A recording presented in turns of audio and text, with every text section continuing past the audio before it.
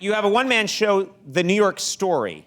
And yes. One of your points is you feel New York has changed. How has New York changed, Colin? New York and LA have both changed. And New York has changed because there's no characters, because people are afraid to say anything, you know, obviously in the climate we live in the country.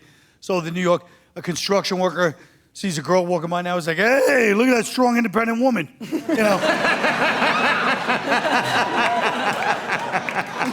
And yeah, sports fans yell at players, hey, you're crazy. No offense to anyone with mental illness in their family. But LA, so New York has lost its, the whole point of New York was the whole world wants to be tolerant and positive and non-judgmental. Yes. That's good, not New York. And of course, Boston is the other, I'll talk about LA in 1 second. Let me just sidetrack to Boston, because I was in Boston, I realized it's the only place, everywhere else, like, oh, you know, who's from here, this person from Mad Men, all the celebrities. Boston, you're like, hey, Matt, Ben Affleck's from here, huh? Damn. Like, what? My friend knocked over his coffee, he didn't do anything. He's a, you know, Marky Mark, my cousin beat the piss out of him in the Foxborough Mall.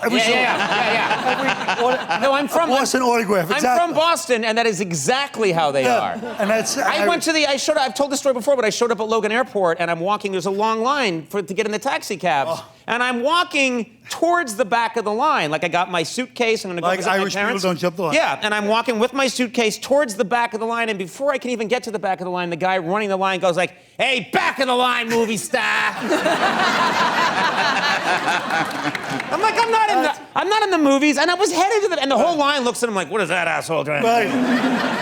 Yeah, that's a very Irish attitude. Like, don't think you're getting too big. But the thing about LA, when I was first here in the 80s, back in the 80s, and it had its mojo. Somewhere because of technology, you let those nerds in Northern California start to shame you, where you guys feel, instead of being the hedonists that you are, you start going, we have to be smart too. And suddenly they're trying to be intellectuals. LA's got like this whole activism awareness. You guys are beautiful. Just sit by the pool in the lounge chair. That's your job.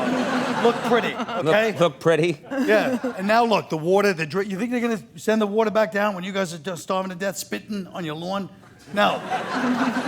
That place was supposed to be your mini bar. You went up there, got drunk in North Napa Valley, then you come back down the same night. And now you gotta go up there and beg some 25-year-old nerd for $10 million because, he invented an app where you can have sex and find the best froyo place in...